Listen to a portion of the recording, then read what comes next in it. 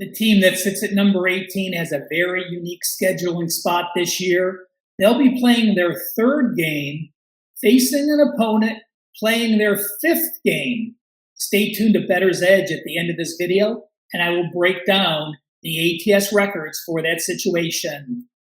I am Ralph Michaels. This is team number 18 from the Gold Sheet Top 25. Number 1 was our top team with Georgia being a 0. Louisville, 18th as far as our power rankings are concerned. It is July 18th. Let's take a look at Louisville's odds as of today to see how much they'll change before September. National championship, 120-1. Conference championship, plus 650. To make the college football playoffs, yes, plus 450. No, minus 700. Season win total sits at 8.5. Over is plus 115. Under minus 135. To go undefeated, yes is plus 1,300. No, minus 5,000. And Tyler Shaw for the Heisman, plus 120. Plus 120-1. So those are the odds. We'll see how much they move as we get closer to the season. A look back at 2023. Louisville went 10-4 straight up. They started the season 10-1, lost their last 3 games. They went 6-8 against the spread, 8-5-1 over under. Yards per play diff, they were number 36, plus 0.86 yards per play. Offense and defense yards per game, number 42 and number 21. Points per game, number 44 on offense, 35 on defense. Strength of schedule, they played the number 35 schedule. And when you work in the efficiencies, number 25 rank on offense, number 20 rank on defense. Now, they went 10-1 in their games, but Louisville was a fortunate team. They trailed a lot. They played 6 close games. They went 5-1 in those close games. Let's see how they won those games that were decided by a touchdown or less. In Brom's first game here as head coach, they played Georgia Tech. They trailed 28-13. Brom challenged his players at halftime. They came out, exploded for 26 straight points to win that game. Against Indiana, they led 21-0, and the Hoosiers scored a touchdown with 55 seconds left, so it really wasn't as close as that final. They trailed NC State at halftime, 10-0. Then 13-0 in the second half. They held NC State to 201 yards. Again, another close win, outscoring the Wolfpack 13-0 in the third and fourth quarter combined. They trailed Virginia by 7 in the fourth quarter, 21-14. In the last 7 minutes, they had a 52-yard TD pass and a 73-yard TD run, and they beat Virginia 31-24. Against Miami the next week, they go on the road. They trailed this one in the fourth quarter, 28-14. They end up outscoring them 14-2 in the fourth quarter to win that game. And then the only game they lost was the start of the last 3 games of the season losing streak. Against Kentucky, they were tied at 7. They were tied at 24. They were tied at 31. Kentucky went 75 yards in 4 plays and scored with 1:02 left, not leaving them enough time. Again, then Florida State, they lose in the ACC title game with Florida State's quarterback being out. And then USC handles them in the bowl game to finish off the season. Looking at the 2024 Louisville Cardinals, let's start off with the conference cheat sheet. A power rating of 18. 12 returning starters. You see only 4 on offense, 8 on defense. Number 48. As far as production goes, no QB, no coaching changes. Recruiting, 38th in the country. That was 7th in the ACC. Tyler Shaw takes over. Plummer was here last year. Plummer had a 21-12 ratio, completed 65%. But again, those 12 interceptions, a few of them happened in bad times. Tyler Shaw has had 20 starts at Oregon and at Texas Tech, He's completed 63%, passed for 4,500 yards. But again, he's throwing a lot of interceptions as well. He has a 27-17 ratio. He'll need to get that corrected. Louisville's losses are huge on the running backs. They lost 2 NFL draft choices. I'm not sure the last time I remember a college football team having 2 running backs the same year drafted. I'm sure it's occurred. It may have been recently, and it's just slipped my mind, but it certainly sticks out to me. Receivers, they lose 2 starters, 1 to the NFL, another big loss. Their O-line loses 3 starters, and that may seem bad, but this is one area where they have their transfers. They are number 1 as far as number of transfers come in with 21 transfers, but they didn't have any superstars, so they were number 3 in the ACC as far as grades go. You know, they lost 4 players to the draft last year. They lost 3 players the year before, and they lost none. So that puts them down a little step. And when I talk about their 12 returning starters, the past couple of years, they turned 13, 14, and 13, so not much of a big difference there. On the defensive side of the ball, they returned their top 2 tacklers and 5 of the top 7. The D-line loses 2 starters, but right now it looks like the transfers they brought in are the real deal and certainly can offset the losses. The linebackers lose 1, but the 2 linebackers they have back were the number 1 and number 4 tacklers, and they were sophomores last year. When you have that kind of productivity from young players, you can only expect more productivity out of them as they become upperclassmen.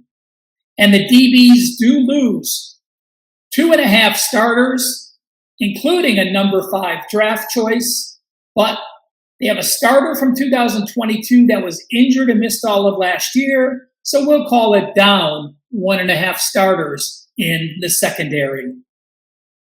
Before we look at the schedule, please take a minute, smash that like button, make sure you follow Wager Talk TV, and please do add any comments that you would like to see. What's the best spot for Louisville on their schedule?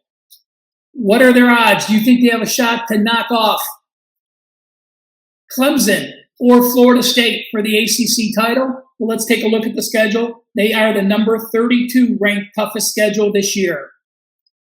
I have them as a dog of 9 or more in 1 game. You see that highlighted in the red when they go to Notre Dame. I have them a favorite of 12 or more in 7 games. The remaining games are those that are marked in gray. Those are the games between a touchdown favorite and a touchdown dog. You'll see in those 4 games, 3 of them are away as a 1-point favorite. They're a favorite in 3 of those games between a touchdown, a 1-point road favorite, a 2-point home favorite, and a 7-point home favorite. And the one that they're a dog in, at Clemson, I project them to be a 7-point dog. When you look at Louisville's byes, they have a bye before Georgia Tech and a bye before Stanford. Well, Stanford also has a bye, so that negates that advantage. Against Georgia Tech, they have a very sizable advantage. We'll talk about this more in Bettor's Edge, but Georgia Tech is off going to Ireland playing Florida State, coming home hosting Georgia State, traveling back up north to face Syracuse, then hosting VMI, and then week 4 of the season, they'll already have played 5 games. They travel to Louisville. They do. When I look at the top teams in the ACC, they do host Miami. They do not face Florida State. They do not face NC State, our number 4 team. They're at Clemson, and they're home against SMU. So it is a favorable schedule as far as the ACC is concerned. I do want to point out when they're playing Clemson, they'll be playing a 7th straight week, and Clemson will be off a bye. So that clearly is the worst scheduling spot for the Louisville Cardinals. Folks, these Gold Sheet videos have been so much fun to do. The work that has gone into these just shows the summer work depth that the Gold Sheet has done. They released their college football guide now. It's free. Head to wagertalk.com. And if you're interested in subscribing to the Gold Sheet for the season, starting college football week 1, weekly through the Super Bowl, save $30 with the code GS30. Either head to goldsheet.com or wagertalk.com to sign up. Let's look at Bettor's Edge. Brom, of course, was at Western Kentucky. Then he went to Purdue for 5 years. This is now his second year here. When you look at Brom as a head coach, his teams are 65, 57-2, 53% against the spread, and 66-54 over-under. That is 55% to the over. As a home favorite of 8 or more, he's gone 17-11 ATS, and in that role, he's gone 17-11 over-under. So that's 61% against the spread and 61% over-under as a home favorite of 8 or more. How about this as an away dog? Since 2016, Brom's teams 14-6, 80% as an away dog. And when totals are over 64, you know they're an offensive team. When they're playing another good offensive team, those games have gone over 71.1% of the time, 27-11-1. Again, when a Brom team has a total of 64 or more, 71% of those games have gone over. And FYI, when the total is less than 64, only 47.6% have gone over, so 52.4% to the under. I am going to go back, guys, and take a look at that Louisville, Georgia Tech game.